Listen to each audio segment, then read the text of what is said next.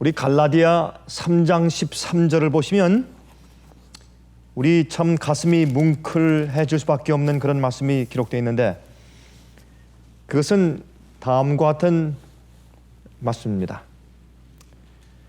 그리스도께서 우리를 위하여 저주를 받은 바 되사. 여러분, 저주가 뭡니까? 저주는 하나님과 관계가 있는 단어입니다. 그렇죠? 사람이 사람을 저주할 수가 없습니다.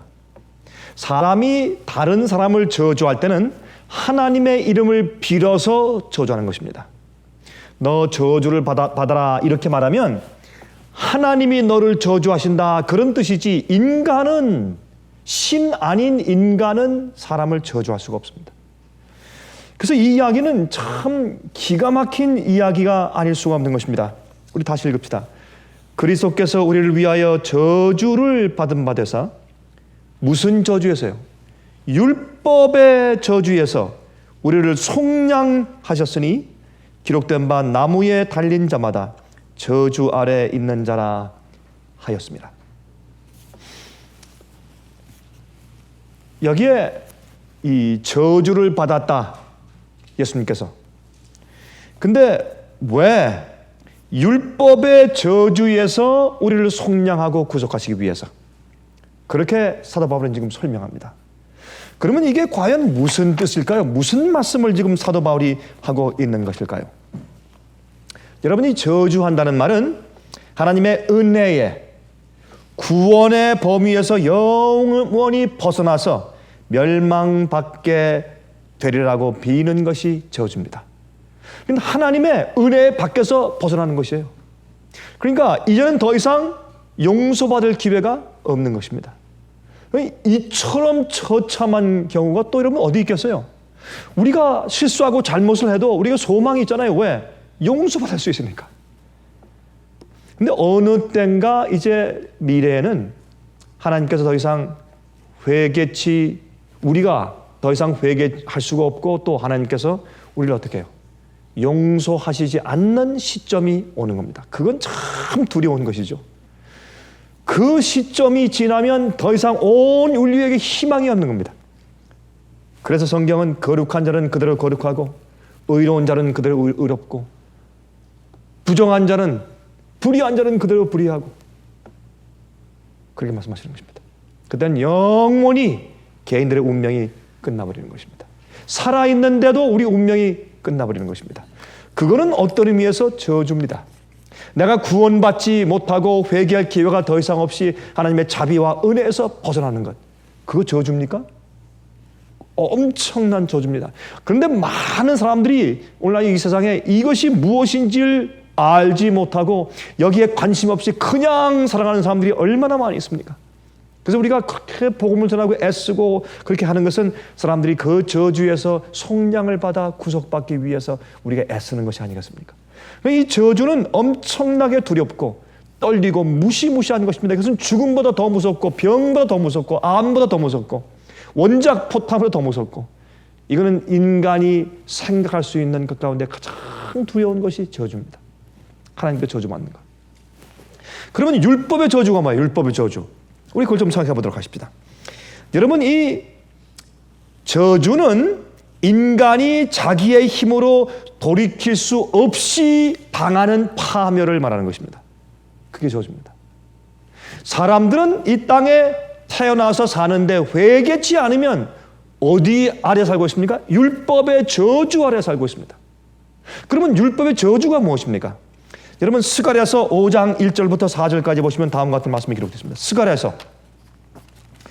스가랴서 5장 1절부터 4절까지 있는 말씀을 좀 읽어보십시다. 스가랴서, 구약 성경에 말라기서 전에 있죠? 스가랴서가 있습니다.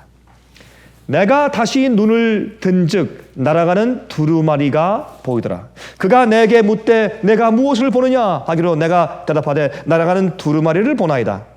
그 장이 20규빗이요 광이 10규빗이니라. 그가 내게 이르되 이는 온 지면에 두루 행하는 무엇이라? 저주라. 이게 저주가 나와요? 그렇죠? 여러분, 이것을 가지고 사실은 사도 바울이 인용해서 설명을 해주는 것이에요. 그러면 이것이 무엇입니까? 율법의 저주입니다. 자, 이것은 말이죠, 온 지면에 두루다니는 행하는 저주인데, 무릇 도적질하는 자는 그 이편 글대로 끊쳐지고 무릇 맹세하는 자는 그 저편 글대로 끊쳐지리라. 여러분, 이게 무슨 말입니까? 이 두루마리가 무엇을 말하는 것입니까? 하나님의 십계명을 말하는 것입니다. 두 돌비 아닙니까? 그러니까 이편 저편 그런 것이죠. 그것을 두루마리로 여기 상징해서 지금 말씀하시는데, 하늘에 두 두루마리, 다시 말해서 십계명 두 개가 날아가는 것입니다. 그러면 그 십계명이 각 집마다 각 사람마다 스쳐 지나가면서 뭘 하는 것입니까? 저주를 선포합니다. 왜요?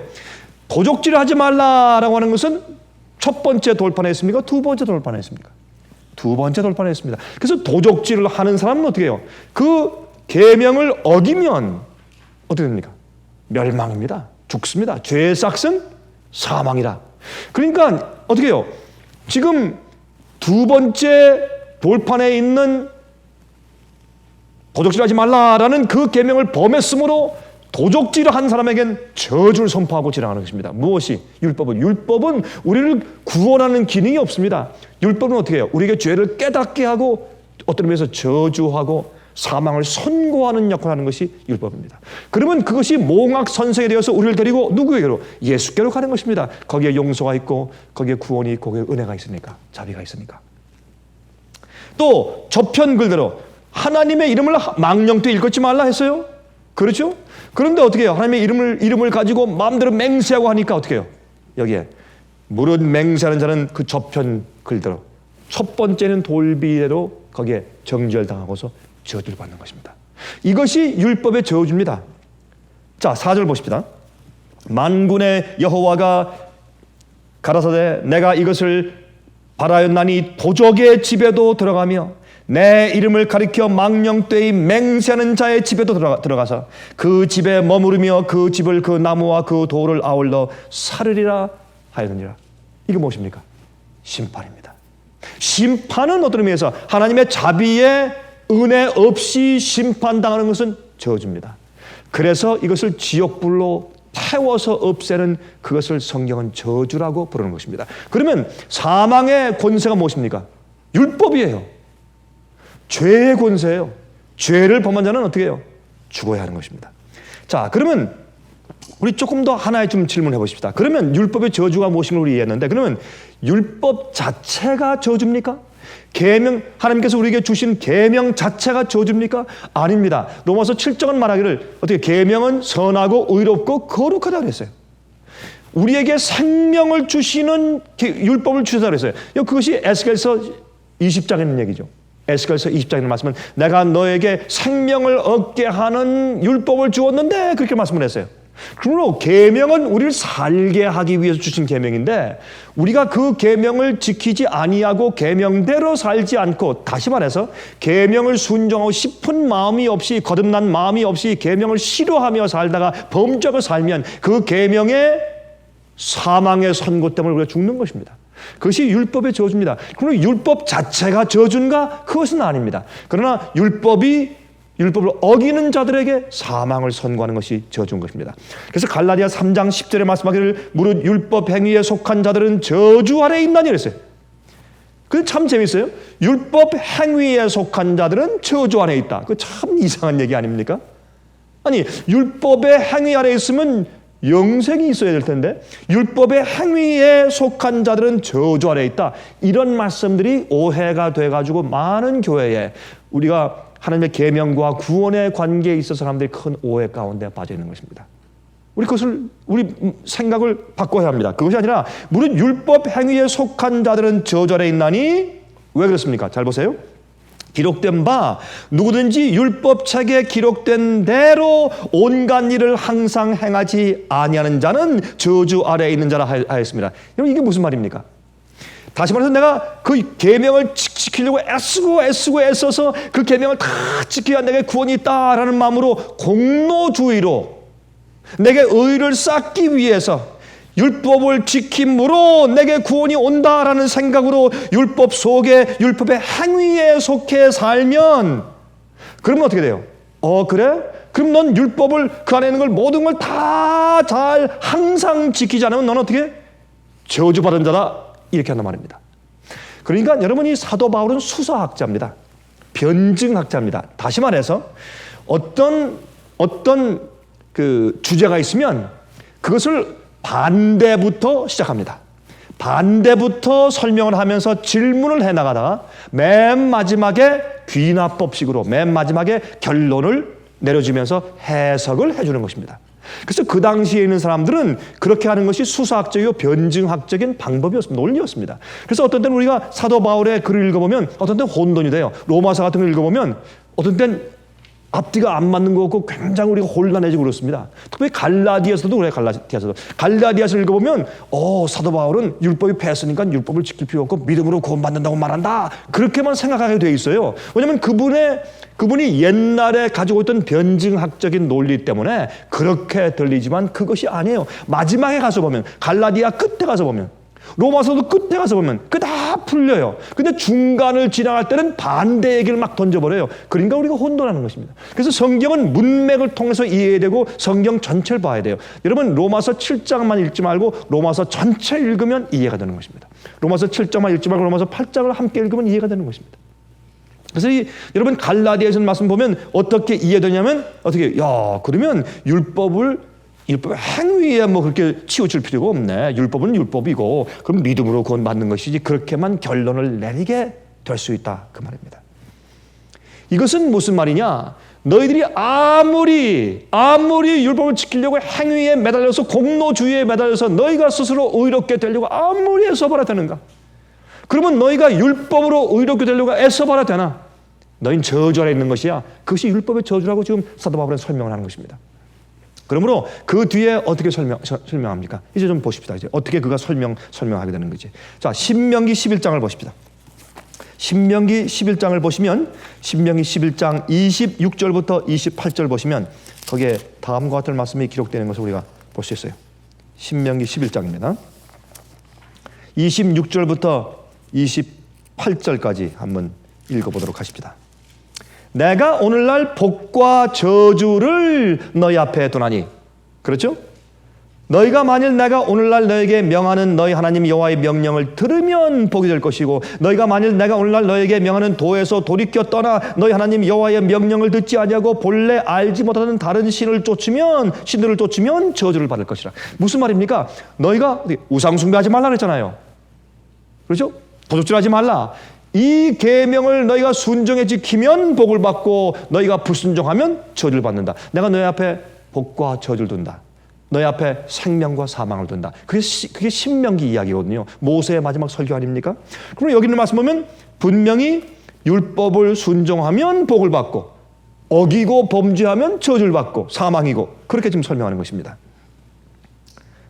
자, 그러므로 여기에 말하는 것은 법을 어기는 불순종은 죽음을 당하게 만들고 그로 인하여 우리가 저주를 받는다 그랬어요. 그러면 이게 무슨 말이냐?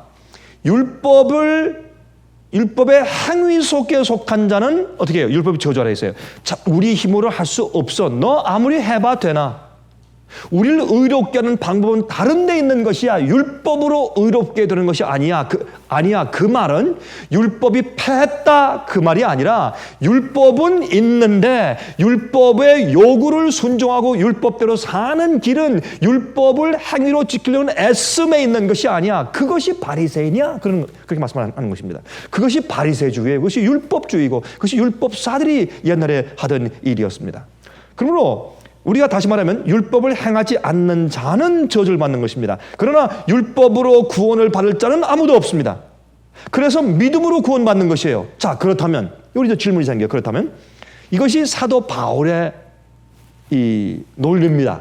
이게 로마서를 쓰고 갈라디아서를 쓴 사도 바울의 논리가 이렇게 전개되는 것입니다. 그러면 문제가 하나 생겨요. 그러므로 이럴 수 있느냐? 아니라 하는 얘기가 사도 바울의 그런 방식이라고 말합니다. 그러면 지금 무슨 우리가 질문을 해야 돼요? 그렇다면 우리의 저주를 대신 받았으니, 누가? 예수님께서 율법의 저주를 대신 받으셨으니 우리가 불순종하고 죄인 되어서 받아야 할 마땅할 사망의 심판의 저주를 예수님이 대신 받으셨으니 그러면 율법을 범하고 있는 상태에서 우리가 구원받은 것이 아닌가? 우리 구원은 우리가 율법을 계속 범하고 있어도 그 저주를 예수님께서 대신 이미 갚으셨으니 우리는 더 이상 율법의 저주 아래 있지 않는 것이 아닌가? 다시 말해서 율법을 계속 범하고 있는 상태에 있을지라도 우리가 구원이 아닌가? 그런 생각을 우리가 그런 질문을 할 수밖에 없게 되는 것입니다. 그래서 우리가 로마서 6장 15절에 이런 말씀을 읽는 것입니다. 그런즉 어찌하리요? 우리가 법 아래 있지 아니하고 은혜 아래 있으니 이게 무슨 말이에요?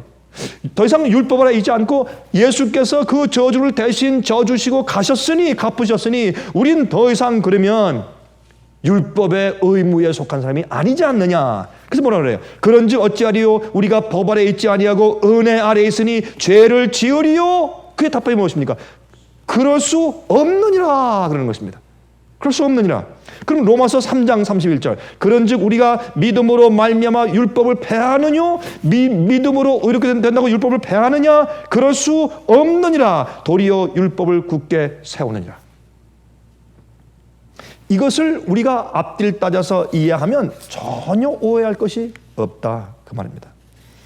여러분 옛날 유대 교회의 율법사들과 바리새인들의 사상을 그대로 가지고 있었던 거짓 교사들이 사도 바울이 여기 가서 골로새 교회를 세우고 에베소 교회를 세우고 갈라디아에 가서 또 교회를 세우고 빌립보 가서 교회를 세우고 가면 요 바리새인 사상을 가지고 율법주의 사상을 가지고 있는 율법을 지키는 행함 속에서 의와 공로를 세우려고 하는 사고방식을 가진 사람들이 그게 원래 유대주의니까 그러니까 예수를 믿기는 믿었으나 어떻게 해요? 이 유대주의 바리새인 사상을 그대로 가지고 답습하는 사람들이 어떻게 해요? 그 사도 바울이 가르치고 교회를 세워놓고 가면 그 뒤를 졸졸 따라다니면서 어떻게 해요? 방해한단 말입니다. 아니야, 당신들은 지킴으로 행함으로 그것이 너의 일을 이루는 것이 안 하면 안 돼. 이렇게 가르치고 다니는 것입니다. 그러니까 사도 바울이 어떻게 해요? 이 거짓 교사들의 잘못된 가르침과 교사에 대해서 책망하는 글을 쓰는 것입니다. 지금. 누가 너에게 그런 거짓 가르침과 기만에 빠지게 했더냐? 그렇게 지금 말씀을 하는 것입니다. 이런 거짓 선생들이 와서 인간이 자기의 노력과 힘으로 율법을 열심히 지켜내어 의를 이루어야 한다고 가르치고 있었습니다. 심지어 모세율법까지 들먹거려서 여러분 모세율법 가운데 무엇이 있습니까? 성소제도, 절기 지키는 것, 금식일들 이런 것들 그런 것들을 어떻게 십자가에서 의문의 율법을 십자가에 못 박았다고 말씀했어요. 골로새서에. 왜 그런 말씀을 하시는 겁니까? 그 말씀하신 이유가 있어요. 바로 이런 사람들이 다니면서 자꾸 가르쳐서 그래. 어떻게 금식이 됐어 지금 6월절 됐어 지금 뭐 50년 돼서 뭐 하는 거야? 이렇게 하는 겁니다. 그런 것들은 앞으로 오는 메시아에 대해서 미리 알려주고 잊어버리지 않도록 하기 위해서 항상 어떻게 해요? 메시아를 미래 올 메시아에 대해서 그들이 기억하도록 하기 위해서 실제로 절기를 지키면서 메시아의 오심과 사명과 그분이 하시는 일에 대해서 그들이 계속 상기하도록 만든 것이 절기 아닙니까? 그러면 실제에 있은 메시아가 오시면 더 이상 절기는 필요가 없는 것이죠. 그러나 계속 이것을 지키라고 말하는 사람들 가운데 특별히 무엇을 말하는가? 너희가 정말로 믿는 자들이야? 할례 받아야 돼. 너희가 할례 받지 않으면 하나님께 속하지 못해. 너희는 아브라함 자손이 아니야. 이렇게 하는 것입니다. 그래가지고 전부 다 어떻게 해요? 이방인들도 들어와서 그 말 듣고서 떨리는 사람들 다 할례, 어른들도 다 할례 받기 시작하는 것이에요. 그러니까 이 사도 바울이 속이 타는 것입니다. 그래서 말씀을 하는 이야기들의 중점이 갈라디아서에 있는 말씀이란 말입니다. 그러면 갈라디아 5장 1절부터 6절까지 좀 보실까요? 이런 말씀이세요.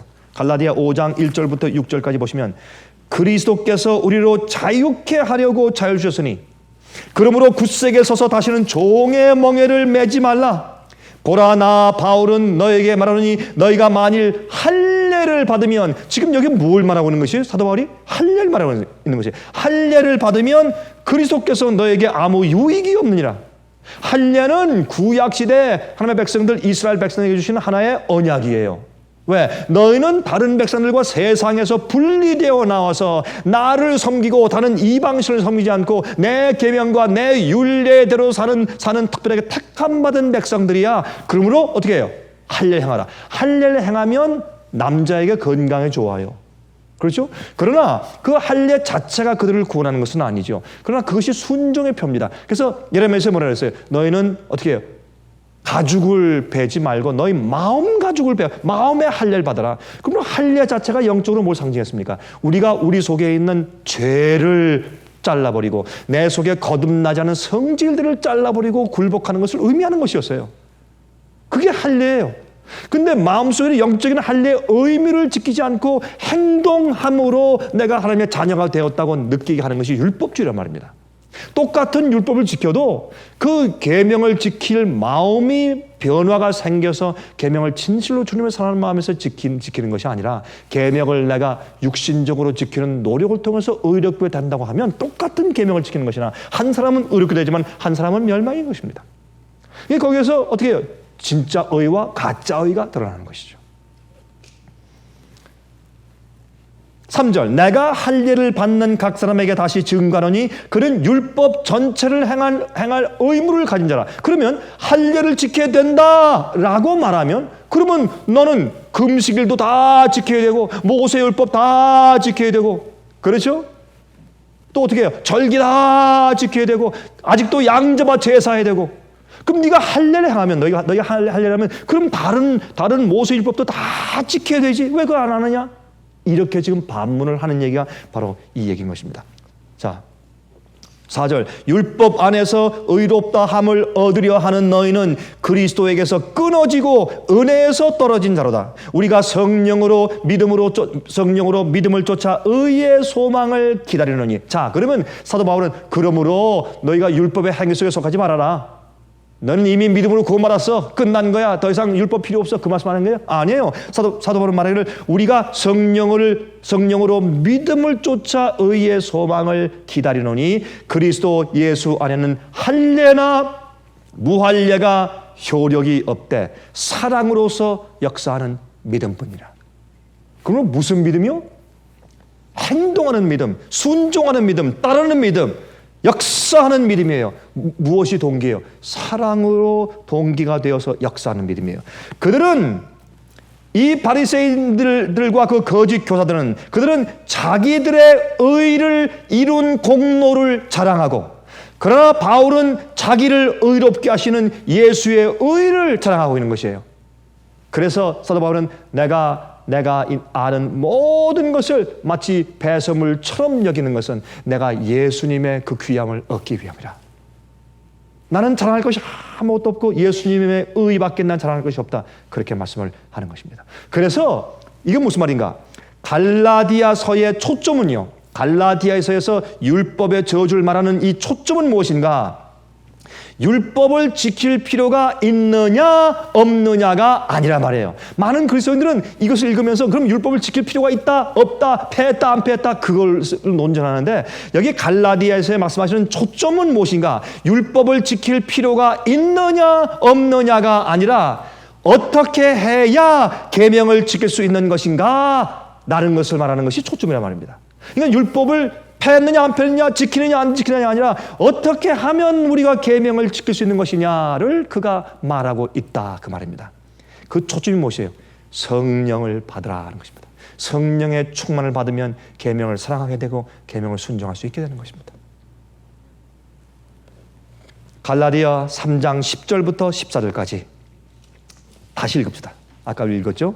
무릇 율법 행위에 속한 자들은 저주 아래 있나니 기록된 바 누구든지 율법책에 기록된 대로 온갖 일을 항상 행하지 아니하는 자는 저주 아래에 있는 자라 하였습니다. 또 하나님 앞에서 아무나 율법으로 말미암아 의롭게 되지 못할 것이 분명하니 이는 의인이 믿음으로 살리라 하였습니다.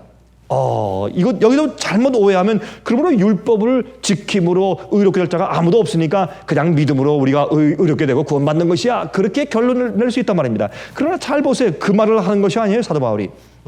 율법은 믿음에서 난 것이 아니라 이를 행하는 자는 그 가운데서 살리라 하느니라. 율법을 지키는 것으로 의를 쌓아서 구원받는다고 하는 사람은 그 안에 살아야 돼요. 그러나 그건 믿음으로 생기는 것이 아니에요. 왜? 우리는 율법을 지킬 수 없는 사람들이니까. 그거를 지금 말하고 있는 것입니다. 자, 그래서 어떻게 합니까? 그리스도께서 우리를 위하여 저주를 받은 바 되사. 그러면 이건 언제? 우리가 죄를 깨닫지도 못하고 몰랐을 때 이미 예수께서 그 당시에 예수님을 그 메시아로 거절하고 핍박하고 십자가에 못 박으시오 한 그 사람들이 예수를 모를 때도 자기들의 죄를 위해서 대신 지시고 돌아가시는 그 저주를 받으시는 메시아를 모를 때에도 예수님께서 이미 그들의 저주를 대신 지셨단 말입니다. 그렇습니까? 그렇습니다. 그러면 그런 예수님이 어떻게 해요? 우리를 율법의 저주에서 우리를 속량하셨어요. 기록된 바 나무에 달린 자마다 저주 아래 있는 자라 하였습니다. 어떤 때는요, 우리가 차마 우리의 부족을 느끼지 못하고 채 회개를 못할 때가 있어요. 그렇습니까? 그렇습니다.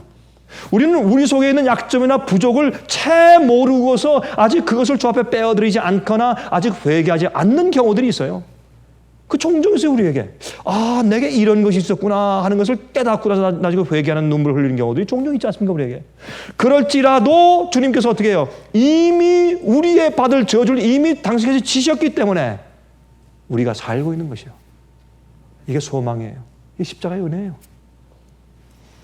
저는요, 물론 여러분들도 그러시겠지만 저는 제가 항상 제 마음 가운데 이 십자가의 은혜의 고귀함, 십자가의 은혜로 내게 어떤 일이 생기는가, 이게 전 구구절절히 제 가슴에 사무쳐요. 전 정말이 하나님이 아세요. 저는 제 가슴 속에서 매일매일 전 제 마음 가운데 예수님의 십자가가 나한테 뭘 하고 있느냐 말이에요. 내가 예수님의 십자가의 은혜가 내게 어떻게 임하고 있느냐, 내가 그것이 구구절절히 내 가슴에 사무치기 때문에 제가 살아요. 그게 제 소망이고 제 기쁨이고 제 신뢰고 제 믿음이에요. 누가 뭐라고 해도 저는 그 신뢰가 있어요. 그게 제 마음속의 은혜예요. 예? 얼마나 감사한지 몰라요. 하나님의 십자가의 은혜가 나를 부둥켜 안고 있다. 자, 이 다음 시간에 말씀을 좀 드리겠지만은 사실 오늘과 이 다음 시간은 사실 시리즈입니다. 시리즈예요. 자, 내일 좀 말씀드리겠지만은 그러면 십자가의 은혜가 내게 어떻게 이르러오느냐? 나하고 무슨 관계가 있느냐? 내가 어떻게 의롭게 되는 것이냐? 자, 그걸 말씀을 드릴게요. 내가 그러면 어떻게 의롭게 되는 것이냐? 아주 간단하게 성경을 설명하고 있어요. 그거를. 근데 우리는 자꾸 어렵게 생각하는데 그렇지 않아요. 아주 간단해요. 14절. 이는 그리스도 예수 안에서 아브라함의 복이, 보세요. 자, 신명기서에 어떻게 해요? 모세가 어떻게 했어요? 내가 너희 앞에 복과 저주를 둔다. 사망과 영생을 둔다. 그랬죠? 그러면 이 복이 있어요. 무슨 복이요? 아브라함의 복이요. 예수 그리스도를 믿는 자는 아브라함의 무엇이라? 자손이라. 그게 무슨 얘기예요? 그게 갈라디아서 얘기 아니에요. 누구든지 예수를 믿는 자, 그리스도 예수 안에 있는 자들은 다 아브라함 자손이라. 우리가 아브라함의 복에 들어가는 것이에요. 우리는 저주에 있지 않고 아브라함 복에 같이 섞여서 영적인 이스라엘이 되는 것이에요. 그럼 이게 무슨 말이냐? 이는 그리스도 예수 안에서 아브라함의 복이 이방인에게 미치게 하고 또 우리로 하여금 믿음으로 말미암아 무엇을 받게 해요? 성령의 약속을 받게 하려 함이라. 이름 되잖아요? 이게 뭐냐? 다시 말해서 우리가 믿음으로 어떻게 해요? 계명을 폐하느냐? 그게 아니라 성령의 약속을 받는단 말이에요. 그러면 다른 의가 생기는 것이에요. 율법으로 말미암는 의가 아니라 성령으로 말미암는 의가 생기는데 그것은 뭐냐? 성령께서 우리에게 무슨 일을 하세요? 아주 기본적으로 두 가지를 하세요. 우리를 회개시켜요. 그렇습니까? 우리가 잘못한다면 후회가 돼야 안 돼요. 후회가 돼요. 근데 후회인데 그냥 후회가 아니라 어떻게 해요? 그것을 고치고 버릴 수 있는 회개를 일으켜요. 그게 후회와 회개 차이라고. 그러면 우리 속에 회개를 일으키는 분이 성령에서 또 두 번째 뭘 일으켜요? 우리가 주님의 말씀대로 살 수 있는 마음과 능력을 주세요. 그것이 성령의 능력이거든요. 그러니까 이 성령의 약속을 받게 해요. 계명을 지키려고 애쓰는 의로 이렇게 되는 것이 아니라 성령께서 다른 의의 길을 주시는 것이에요. 자, 갈라디아 5장 14절부터 26절. 갈라디아 5장 14절부터 26절. 온 율법은 내 이웃 사랑하기를 내 몸같이 하라 하신 한 말씀에 이루었나니 만일 서로 물고 먹으면 피차 멸망할까 조심하라. 내가 이르노니 너희는 성령을 쫓아 행하라. 그리하면 육체의 욕심을 이루지 아니하니라. 성령을 쫓아 행하면 자연히 우리 계명을 지키게 된다. 그것을 설명하고 있는 것이죠. 육체의 소욕은 성령을 거스리고 성령의 소욕은 육체를 거스리나니 이 둘이 서로 대적하므로 너희의 원하는 것을 하지 못하게 하려 함이니라. 너희가 만일 성령의 인도하시는 바가 되면 율법 아래 있지 아니하니라. 율법의 저주에서 우리가 벗어나는 것이에요. 우리를 율법의 저주에서 속량해서 벗어나서 건져주는 것은 이제부터 그럼 너희가 율법의 저주를 받고 심판받았으니까 이제 그러면 내가 그거 치워줄게 안 지켜도 돼 그렇게 하는 것이 아니라 주님께서 계명과 율법은 우주의 기초니까 그걸 없앨 수 없어요. 우리가 기초를 없애면 집이 다 무너지는 것처럼 안 되는 것입니다. 그러므로 어떻게 말씀하시는 겁니까? 내가 율법의 저주에서 너를 구원하는 것은 이제 어떻게 내가 계명을 지키는 하나님의 사랑을 갖게 내가 도와줄게. 그렇게 말씀하신 것이란 말입니다. 그래서 율법 아래에 있지 않아요. 어디에? 성령의 인도를 받는 자는 어디에? 은혜 아래에 있어요. 그것이 은혜 아래에 있다는 바로 사도 바울의 설명인 것입니다. 그러므로 여기 보시면 보세요. 자, 22절부터 오직 성령의 열매는 사랑과 희락과 화평과 오래 참음과 자비와 양성과 충성과 온유와 절제니 이 같은 것을 금지할 법이 없느니라. 이걸 뭘 말하는 것이? 계명을 지키는 걸 말하는 거죠. 이게 의예요. 성령의 열매가. 자, 예수님이 저주를 받아서 십자가에 죽으신 것은 당신 자신이 죄가 있어서가 아니라 우리 대신 저주를 받으신 것입니다. 그러므로 우리가 주님을 믿고 성령의 약속을 받으면 우리가 저주를 받을 필요가 없어요. 여러분 그 실감이 나세요? 우리가요 예수님이 대신 율법의 저주를 받아주셨기 때문에 우리는 그 저주를 받을 필요가 없어요. 그 저주가 뭐라고요? 하나님의 자비와 은혜 밖에 나간 것. 은혜 시간이 끝났어요. 더 이상 회개할 기회가 없어요. 이제는 완전히 무서운 심판만 남아있어요. 그 두렵고 떨림. 그것만 남아있는 것이 율법의 저주요. 율법 속에는 은혜가 없으니까. 그렇죠? 그 율법 저주를 더 이상 우리가 받을 필요가 없어요. 왜? 예수님이 대신 그 저주를 받으셨으니까. 그게 십자가입니다. 십자가에서 우리의 죄를 예수님께서 담당했어요. 나무 위에서 자기 몸으로 우리 죄를 지셨다. 베드로전서 2장 24절. 그게 무슨 말씀입니까? 참 그 말씀은 우리 가슴을 저미게 하는 것이죠. 그 말씀은 우리에게 소망을 주고 은혜를 주고 그렇죠? 그렇게 하는 것입니다. 율법의 저주가 우리를 지나갔어요. 6월절에 양의 피를 문설주와 인방에 바르니까 심판이 지나갔어요. 6월이 뭐예요? Pass over. 심판이 내 집을 건너뛰어서 가버렸어요. 그게 6월절이요. 우리가 예수님의 피의 보혈을 믿고 나가면 죄의 저주가, 심판이, 율법의 저주가 우리를 뛰어넘어서 가버려요.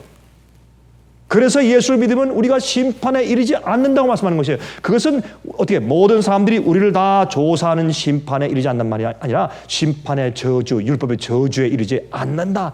그걸 말하는 것입니다. 우리 모든 사람 다 심판을 통해서 구원받아요. 우리 다 조사받아야 돼요.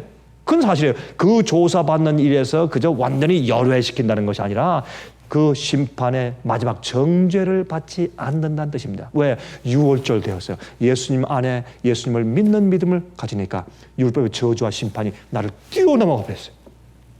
뛰어넘어버렸어요. 제가 군대 있을 때 말이죠. 군대 있을 때 이 빠따를 맞는데 저는 굉장히 군기가 세고 기수가 있는 그런 제가 군대 다녔거든요. 거긴 말이죠. 뭐 2기, 3기 뭐 이렇게 1기는 어떤 때는 일주일 차이예요. 어떤 때 2기, 3기면 한 달 차이 선배들이에요. 그 선배들한테 빠딸 맞아야 돼요. 참 억울해요. 근데 상관 중대장보다요 그런 몇 기 위에 있는 선배가 더 무서워요. 여러분 군대 갔다 온 사람들 이해하시죠? 옛날에 다 그랬어요. 지금 요새 군대에서 하는 젊은이들은 참 양반이 돼. 어떤 때는 말이죠. 이 셀폰이 다 있고 휴대폰 다 가지고 있고 또 공중전화가 다 군대에 있고 그게 무슨 군대 말이에요. 뭐 내 맞으면 엄마한테 엄마 나 맞았어 그러면 엄마가 딸 달려가지고 호소하고 그게 무슨 군대 사실 어떤 의미에서 지금 군대에서 고생하는 분들이 얘기 들으면 우리도 고생 많습니다 얘기하겠지만 옛날에 비하면 아무것도 아니죠. 옛날에는 참 고생이 심했어요. 근데 그때 매를 맞는데 쭉 세워놓고 이제 이 바닥을 쳐내려오는데 맨 위에 기수부터 한 대, 그 밑에 기수는 두 대, 세 대 내려오면 우리 쫄병들은 말이죠. 정말 그건 죽어나는 거예요, 그날은. 어떤 때 매를 맞으면 말이죠. 이 엉덩이가 핏자국이 막 생기고 막 그러잖아요. 그때 그 심할 때 아니에요. 그러니까 이게 말이죠. 매를 맞을 때 말이죠. 매를 차라리 제일 먼저 맞으면 좋겠어. 그러면 일단 끝나잖아요. 근데 위에 있는 사람들이 매를 맞아 올 때, 그걸 기다릴 때, 그게 더 죽어요. 그 공포심, 그 떨림은 그게 더 어렵다고요. 근데 한 번은 제가 어떨 다 매를 한 대, 두 대, 세 대 쫙 내려와서 야 그럼 난 지금 몇 대야 이제 그렇게 해서 떨려서 막 입이 사팔해지고 두려워서 떨고 있는데 중대장님이 오더니 강일병 일로 와. 얼마나 감사해요. 예, 따라와. 확 일어나니까 날 데리고 절로 가더니 이 중대장님이 제가 그때 이 작전과에서 이렇게 사람을 보고 있었으니까 전탕내가 일로 와. 사무실 와서 너 이거 와서 내가 지금 이거 가서 좀 이거 좀 벗겨. 이거 좀 사본을 좀 만들어. 그러면서 나가시면서 한 얘기가 제 어깨가 툭 터지면서 임마 내가 뭐 매 맞는 거 빼준 거야. 그러고 가시더라고. 내가 얼마나 눈물이 콱 나는 얼마나 고마운지 매가 6월절 한 거예요. 그게 6월절이에요. 매가 지나가더라고 내 위를. 그리고 이제 좀 있으니까 내 동료들이 올라도 다 찔뚝거리며 막 다 죽을 시녀가 나오는 것이에요. 매 맞는 빠따의 저주가 지나가더라고. 이게 6월절이에요. 쉽게 얘기하면 죄의 침이, 사망의 침이, 저주가 우리를 넘어와 버리는 것이에요. 6월절의 경우. 왜? 예수님 안에 있으니까. 근데 그 예수님께서 그렇게 하고 눈 감고 아웅이 아니라 어떻게 하는 것이에요? 우리에게 성령의 약속을 주시는 것이에요. 성령의 약속을. 그러므로 심판이 지나가는 것처럼 우리도 십자가의 보혈을 믿으니까 죄를 지은 결과가 우리를 지나가 버려요. 그러므로 예수의 이름 외에는 구원 얻을 만한 이름이 없다고 성경은 선포하는 것이에요. 예수님을 믿고 예수 안에 있고 성령의 약속을 받으면 죄의 심판이 넘어가 버려요. 저주가 넘어가 버려요. 그런데 그게 그냥 예수님께서 얘는 봐줘라. 군대에서 중대장이 너 일로 와 빼줄게. 그냥 그것이 아니라 우주에 있는 법칙 가운데 죄는 그렇게 덮어주고 끝나면 안 되니까 그건 불공평한 것이고 그거는 우주의 기초를 흔들고 죄와 반역을 계속하게 만드는 원인이 되니까 하나님께서 그렇게 할 수 없어요. 죄는 반드시 대가를 받아야 돼요. 그러므로 율법을 지으신 분이 율법이 우리에게 너 범죄했어, 너 어떻게 거짓말했어, 너 탐냈어, 너 간음했어, 너 돌출했어, 너 우상숭배했어, 너 다른 신을 섬겼어.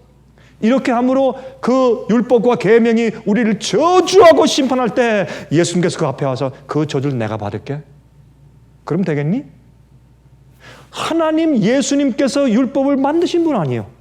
하나님이 창조하신 분이고 하나님이 계명을 만드신 분 아니에요. 그분이 와가지고 그거 내가 받을게. 나한테 줘. 그렇게 하고 십자가에 돌아가셨는데 예수님 겟세마네 동산에서부터 피땀을 흘리시고 비틀거리시다가 십자가에 가셔서 거기에 나무에 몸을 다신 그 경험은 그냥 육신적인 고통이 아니라 죄의 저주를 우리 대신 받고 감당하신 고통이죠. 제가 흔히 이렇게 예를 들었는데 우리가 죄를 진 다음에 우리도 죄를 우리 몸에 집니다. 예수님이 몸에 우리 죄를 지셨다고 했어요. 그게 무슨 말인가? 이렇게 설명할 수 있죠. 우리가 나와 사기를 쳤어요. 사기를 친 사람을 서울에 가가지고 거리를 걷고 있는데 그 사기를 친 그 사람을 내가 딱 마주쳤어요. 원수는 외나무 다리에서 딱 마주쳤어요. 그러면 우리가 어떻게 됩니까? 내가 식은땀이 흐르죠. 두렵고 떨리고 얼굴이 빨개지고 심장이 뛰고 두근거리고 무섭고 심판이 무섭고 어떻게 말할 수가 없고 입이 떨리고 그게 뭐예요? 내가 지은 그 죄의 대가를 내가 조금 지고 있는 것이에요. 어디에? 내 몸으로. 하나님께서 우리가 지은 죄의 대가를 다 짊어지게 해버리시면 우리 지금 딱 쓰러져 지금 즉사하죠. 살아남을 사람이 없죠. 죄의 저주를 그냥 받으면. 하나님께서 우리 대신 죄의 저주를 받아주셨기 때문에 우리가 지금 살고 있는 것이죠. 십자가의 은혜죠. 그러면 예수님께서 십자가에 지금 달리셨을 때 예수님의 고뇌가 무엇이었느냐? 십자가에 못 박힌 이거 살 찢어지고 매 맞고 십자가에 못 박힌 이 고통 때문에 우리가 구원받는 것인가? 아니죠. 그래서 이제 Passion of Christ입니까? 그 몇 년 전에 그 멜 깁슨 배우가 만든 영화가 있었죠. 예수님의 그 십자가의 고통을 설명하는 그 Passion Week, 그 예수님의 마지막 한 주간을 설명한 그 영화인데 거기에서 어떻게 설명해요? 그것은 로마 교회의 구원관이요.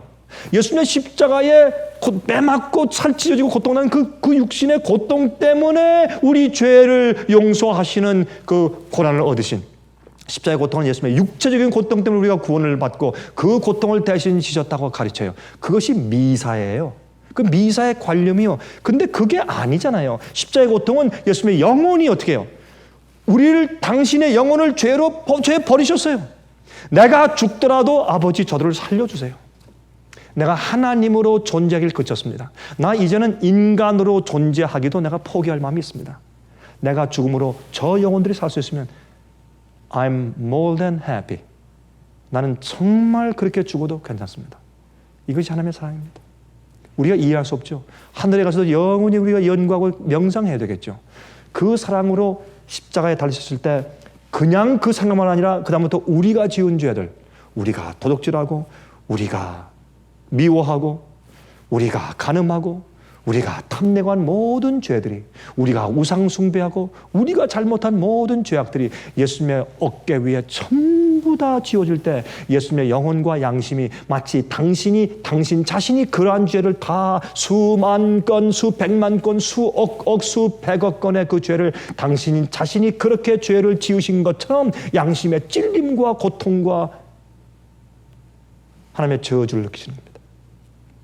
하나님이 그런 죄인들을 향해서 이제는 은혜 시간이 끝났기 때문에 더 이상 회개할 기회가 없어요. 하나님이 그 죄인을 향해서 등을 돌리세요. 예? 얼굴을 돌리세요. 그때는 희망이 없어요. 깜깜해지는 것입니다. 그걸 상징하기 위해서 십자가 위에 암흑의 구름이 드리웠죠. 그때 예수님께서 고뇌하신 겁니다. 엘리 엘리 라마 사막다니, 나의 하나님 어찌하여 나를 버리십니까? 그 예수님께서 영혼이 완전히 저주받은 상태에 들어가시는 예수님의 십자가에 저주받는 경험이었습니다. 그렇게 대신 저주를 치러주셨으므로 우리가 그 저주에서 속량받고 벗어나는 것입니다. 그게 예수님께서 우리 대신 저주를 받으셨다는 것이에요. 자, 그러므로 예수님께서는 생각할 때, 그러면 예수님께서 돌아가신 다음에 당신의 육체적인 고통을 받은 다음에 그러나 영혼이 싹 빠져나갈 것이 아니냐. 그럼 뭐 걱정이냐. 조금 고통받으면 될 텐데. 그러므로 사람이 죽으면 영혼이 빠져나간다. 영혼과 몸은 분리된다. 라는 가르침은 예수님의 십자가의 참된 의미를 떨어뜨리고 그 의미를 없애버리는 잘못된 가르침이란 말이에요. 예수님은 영혼이 고통을 했어요. 육신과 영혼은 분리될 수가 없는 것이에요. 그래서 영혼이 떨리고 마치 정말 하나님의 그 저주를 당신이 인류 대신해서 다 맞아주시는 것 같은 영혼의 고통을 느끼면서도 우리 인류를 버리지 않으셨어요. 하늘로 다시 올라가고 부활할 희망이 없어져 버렸어요. 깜깜하게. 그렇게 하신 것이 예수님의 십자가의 경험이에요. 그러므로 예수님은 우리들의 죄를 지셨을 뿐만 아니라 인간의 죄로 이르게 된 땅의 저주까지 받으셨어요. 여러분, 그게 무슨 말이에요? 인간이 저주한 다음에 이 땅이 저주를 받았죠. 여러분, 성경은 인간이 아담과 하와가 범죄한 다음에 하나님께서 아담과 하와 인간을 저주하셨다. 그런 말씀을 한 말씀 없어요. 인간의 죄악 때문에 땅이 저주를 받으리라 그렇게 말씀하고 있어요. 여러분, 그저 창세기 3장이 그렇게 설명하고 있죠. 그러면 땅이 우리 때문에 저주를 받아서 무엇을 냈습니까? 가시와 엉겅퀴를 냈어요. 예수님께서 무슨 관을 썼습니까? 그래서 가시관을 썼어요. 예수님은 우리 인간이 받을 저주를 당신 몸에 받으셨고, 또 예수님께서는 그 때문에 생긴 이 지구의 저주도 예수님께서 받으셨어요. 대신. 그래서 이 땅에 인간으로 오셔서 배고프시고 피곤하시고 고통당하시고 아프셨단 말이에요. 외로우시고. 그렇죠? 그리고 예수님께서 이 가시관을 쓰실 때, 여러분, 제가 그 예루살렘에 옛날에 갔을 때 보니까 가시관을 만들어 팔더라고요. 거기서 팠는데 제가 보니까 끔찍해. 그래서 사올 수 없으니까 제가 그 가방을 넣고 올 수도 없으니까 내가 안 사왔는데, 그 가시는 유대 광야의 가시는 길어요. 길고 또 아주 가늘어요. 그러니까 꼭 못 같아요. 못. 가시는 두툼해서 짧고 이런 게 아니라 선인장 가시 같은 게 아니에요. 긴 못갓, 긴 못인데 아주 조금 길어요. 그러니까 마치 이거는 침엽수 같은 그런 가시더라고요. 아주 길고, 그러니 얼마나 빼줄게. 그것으로 엮어서 그 유대 광야에 가시니까 그걸 엮어가지고 가시관을 만들어서 예수님의 관자놀이와 머리에 푹 씌웠어요. 예수님은 우리의 죄의 저주를 받으신 것뿐만 아니라 이 지구의 저주도 예수님께서 안으셨어요. 그러므로 이 세상은 죄의 저주로 가득하죠. 아무리 아름다운 꽃이라고 해도 그 속에는 벌레가 있고 썩고 시드는 일이 있고, 아무리 아름다운 나무들이라도 다 쓰러지고 시들고 죽고, 동물들이 사나워지고 식물들을 죽이는 병충해들이 생기고, 하나님께서 창조하신 다음에 참 좋았더라, 아주 심히 좋았더라 그렇게 말씀하셨지만, 그러나 이 자연계는 항상 우리가 가꾸지 않으면 잡초가 나고 죽게 되는 것입니다. 그래서 이 자연계가 오히려 우리를 괴롭히는 것들로 변해가고 있죠. 그것도 예수님께서 안으셨어요. 가시관을 쓰셨어요. 그러므로 이사야 24장 6절에 말씀하기를, 그러므로 저주가 땅을 삼켰고 그 중에 거하는 자들이 정죄함을 당하였고 땅의 거민들이 불타서 남은 자가 적으며, 그렇죠? 땅이 저주를 받았습니다. 그 저주 가운데 오셔서 이 땅에 예수께서 사셨어요.